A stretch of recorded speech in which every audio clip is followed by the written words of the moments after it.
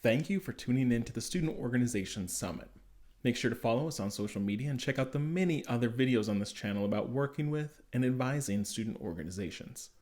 And now, please enjoy your workshop. Hi there. My name is Walter Lutch. I'm the Student Engagement Specialist at Pierce College, Fort Steilacoom in Lakewood, Washington, and I'm here to explore with you the layers of empowerment in student councils. Picture this. You are the staff advisor for the club council. It's October, and everyone has just arrived for the third meeting of the council in this academic year. Also, it's post or pre-pandemic, so we can meet in person, whichever you'd prefer to imagine. The council is new. Many of the students haven't served in a committee before. Most of them are still shaky on how to conduct a formal meeting using Robert's rules.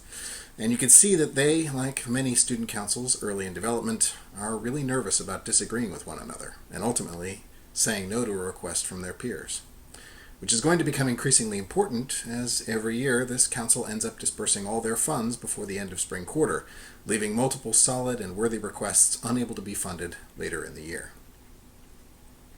First on the agenda today is a request from Longboarding Club. They're asking for $1,600 out of the council's total budget for the year of $33,000 for an event they call Migrate to Skate. This involves traveling to scenic and challenging longboarding locations and filming a promotional video for the club. In years past, they've traveled to locations within the state, and then last year they traveled to California, 2 states away. This year, they've organized the event to happen in Hawaii. This video always attracts a ton of views, and members of the club have expressed that they first thought about attending the college because of a Migrate to Skate video. They want to skate down some of the gorgeous volcanic mountain roads and are confident that this will propel their promotional video to new heights, attracting many more students to the club and therefore the college in general. The council begins asking questions. Where are they staying during this trip? The club's president responds that they are crashing at a friend's large house while they're on one island, and then for the rest of the trip will be camping as they are visiting multiple islands. How many people are going? Between 7 and 9, plus their advisor. What are their plans for injuries? They're buying first aid kits to bring with them. Which students are being selected for this trip and why? Evidently, the selection process is based on seniority and perceived skill. The officers, of course, are pretty much all going and selecting the skaters they believe are most skilled from the longtime members of the club. Selected members have already purchased their airfare tickets. The $1,600 will be going towards renting another van, gas, and paying for a ferry trip between islands. It's at this point you can sense that most of the council members are getting uneasy. There's a sense that based on the way students have been chosen for this trip, it might be a friend group within the club controlling the whole event, which, lest we forget, is to Hawaii.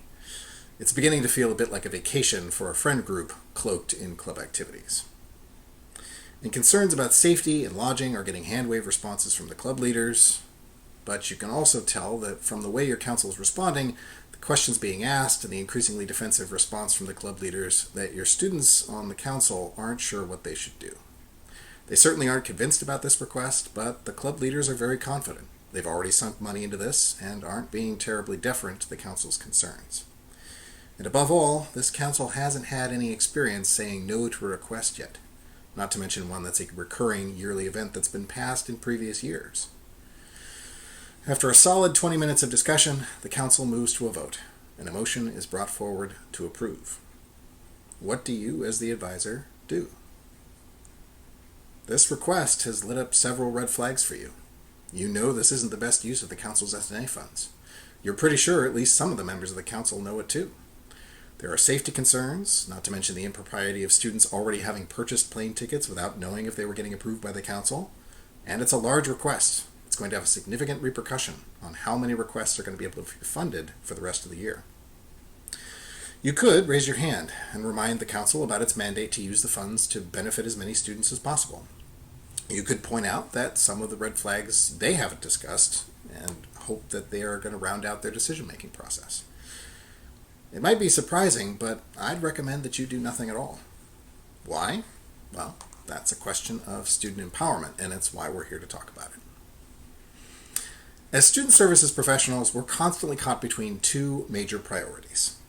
Doing everything we can to ensure that events and activities run smoothly and successfully, and educating and empowering our students. There's significant tension between those two goals. because the first benefits highly from our knowledge and experience being brought to bear directly on an issue. We know how to fix a problem that might arise. We know how to plan an event so it will go smoothly and not have an element missing.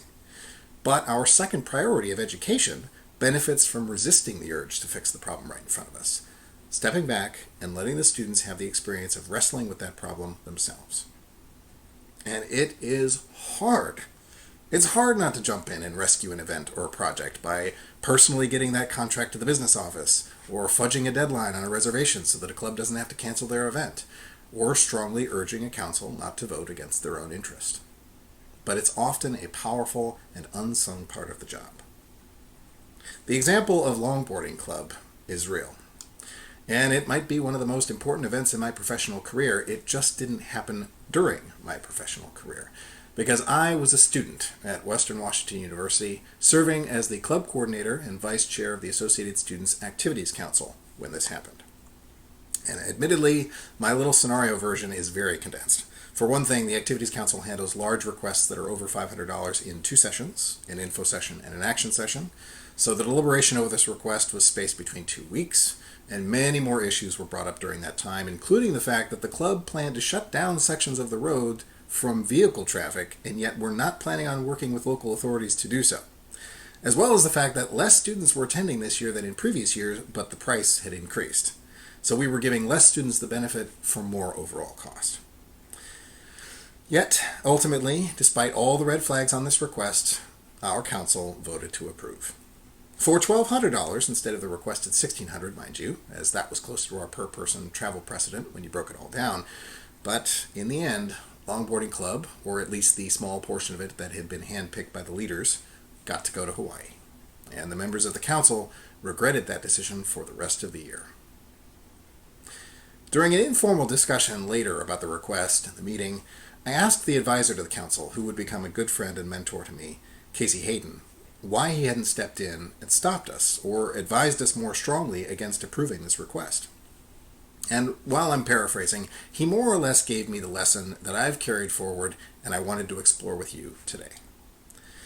Our jobs as advisors are just as much about providing opportunities for our students to learn as making things run smoothly.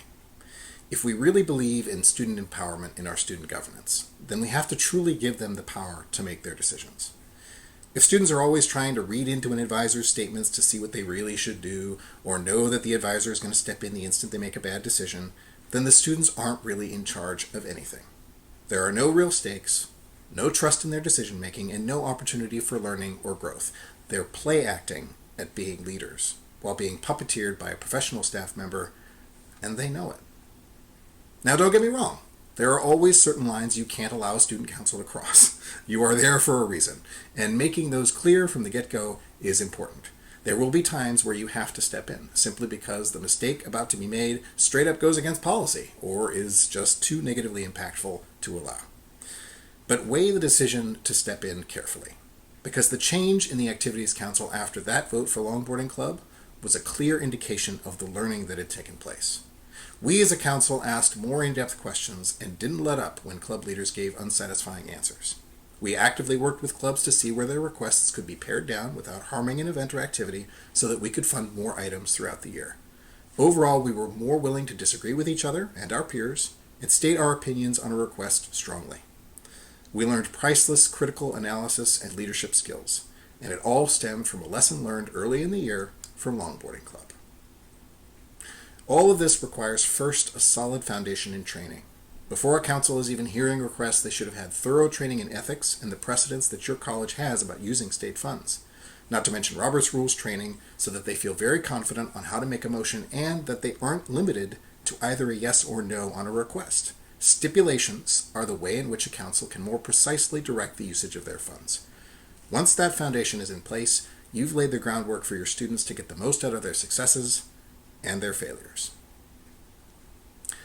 Serving on a council can give our students experience, growth, and critical thinking skills provided almost nowhere else in our educational system. It can teach deep analysis, ethics, and leadership, but only if we as advisors do our part to prepare and guide our students before stepping back and allowing the power of hard decisions and the stakes that come with them to rest in their hands. Thanks for listening. There will be a live Q&A starting in just a minute, where I'll be happy to answer your questions and discuss this topic further. Just head back to the Summit schedule and click on the link to join the Zoom room. I'll see you there in a bit. Thanks for tuning in to the Student Organization Summit. If you're watching this live, feel free to reference the schedule for the day and use the link in the schedule to access a Q&A room where you can ask questions or chat with the presenters from this workshop. If they didn't list a Q&A link, or you're watching this video after the event, thank you for your interest in the Student Organization Summit.